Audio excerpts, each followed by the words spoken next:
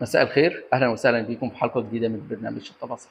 انا مهندس حمد احمد، والنهارده ان شاء الله هنتكلم عن بند مهم من بنود التشطيب.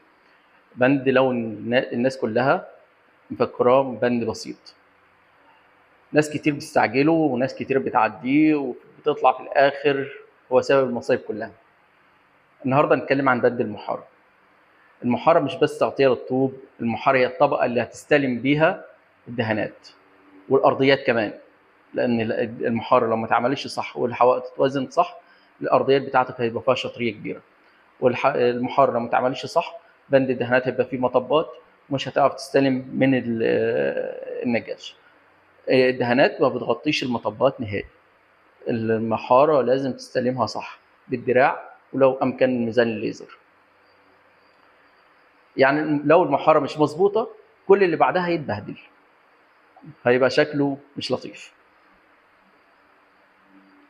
طبعا المحاره لو ما اتعملش صح هتكلفك كتير جدا، لان لو ما اتعملش صح هتضطر ان انت تعمل يا اما معجون سيفيتو، وده بيبقى ضعيف، مش هيعالج عيوب المحاره 100%. هو هيعالج عيوب المحاره 100% بس مش هيبقى في نفس قوه وصلابه المحاره. تمام. لا اما تكسر المحاره بالكامل، فلو ليها فيها مطبات النجاش عمره ما هيعدلها لك. مساء الخير، اهلا وسهلا بكم في حلقه جديده من برنامج شطابه صح. انا مهندس حمد احمد، والنهارده ان شاء الله هنتكلم عن بند مهم من بنود التشطيب.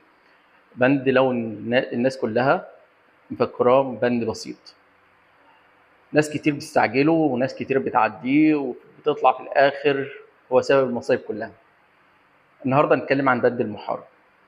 المحاره مش بس تغطيه للطوب، المحاره هي الطبقه اللي هتستلم بيها الدهانات والارضيات كمان، لان المحاره لو ما اتعملش صح والحوائط تتوزن صح الارضيات بتاعتك هيبقى فيها شطريه كبيره. والمحاره لو ما اتعملش صح بند الدهانات هيبقى فيه مطبات ومش هتعرف تستلم من النجاش. الدهانات ما بتغطيش المطبات نهائي.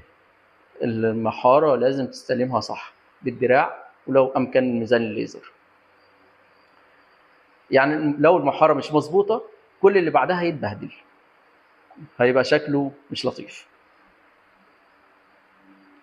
طبعا المحاره لو ما اتعملش صح هتكلفك كتير جدا، لان لو ما اتعملش صح هتضطر ان انت تعمل يا اما معجون سيفيتو، وده بيبقى ضعيف، مش هيعالج عيوب المحاره 100%. هو هيعالج عيوب المحاره 100% بس مش هيبقى في نفس قوه وصلابه المحاره.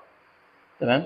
لا اما تكسر المحاره بالكامل، فلو ليها فيها مطبات النجاش عمره ما هيعدلها لك.